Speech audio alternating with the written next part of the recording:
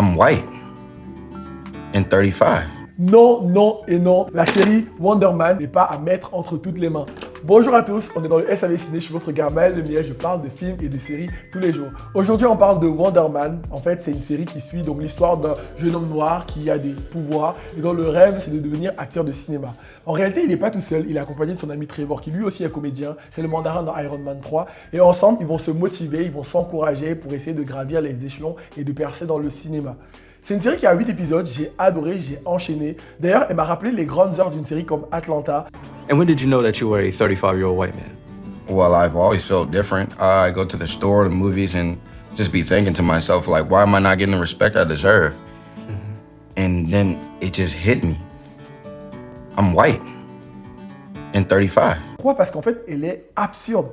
Littéralement, en fait, c'est le genre de série où tu regardes un épisode et au bout d'un moment, tu te dis, mais je me suis pas trompé, j'ai pas changé de chaîne sans faire exprès, tellement tu comprends pas le lien avec les personnages principaux. Et puis à un moment, à la fin, quand le lien se fait, tu te dis, mais le génie, ils sont trop forts. Je pense notamment à l'épisode 4 ou 5 avec Doorman. Ding dong, motherfucker.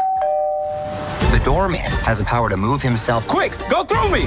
through solid walls. How do I do this? It works! Moi, je dis que c'est une série tutoriel, c'est un terme que j'utilise pour désigner des séries comme How to Make It in America, The Bears, The Studio. Des séries où en fait on est au cœur, dans les coulisses d'un métier. Par exemple, dans The Bears, dans les coulisses d'un restaurant où on les voit gravir des échelons pour en faire un restaurant étoilé. Dans The Studio, c'est le producteur, un jeune producteur qui va enfin réaliser son premier film. Et puis dans How to Make It in America, c'est deux gars qui ont lancé une marque de jeans. Donc on les voit confectionner le logo, trouver les fournisseurs, etc., etc. Donc moi qui me suis lancé récemment dans l'acting, donc qui est comédien, de regarder Wonder Man, j'avais un stylo, je notais des trucs, j'étais en mode ok. Donc c'est ça qu'il faut faire pour créer une self-tape. Ok, quand on passe un casting, il faut savoir ça, il faut nanana. Donc moi je dis ok, merci pour les conseils, je notais. Côté casting, on a donc Ben Kingsley, je l'adore ce mec, il est fort, il joue trop bien dans plein de trucs. Bon, le film où j'avais adoré, j'arrive pas à me souvenir du nom là tout de suite, mais il y avait Morgan Freeman et Bruce Willis dedans, ça me dit peut-être quelque chose.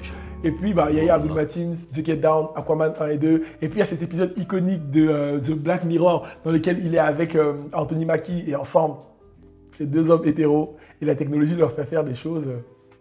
Je n'en dis pas plus, je vous laisse regarder, vous m'en direz des nouvelles. Mais je vous le répète, hein, attention, c'est pas une série à mettre entre toutes les mains. Si vous attendez à une histoire classique de super-héros où on le voit découvrir ses pouvoirs et puis il sauve des vies et plus tard arrive le méchant, ça n'a rien à voir. C'est plutôt une sorte de Spider-Man sans les méchants ou encore un film comme Incassable. Je sais pas si vous avez vu avec Bruce Willis dans lequel voilà, il a des pouvoirs mais c'est plus dans son quotidien, c'est plus sa psychologie qui est importante. D'ailleurs, je vous ai pas dit mais le personnage principal est haïtien. Donc on découvre sa vie, sa famille, sa maman, ses frères, il parle créole à la maison, il mange des plats haïtiens. Ça fait du bien, c'est rafraîchissant en termes de représentation.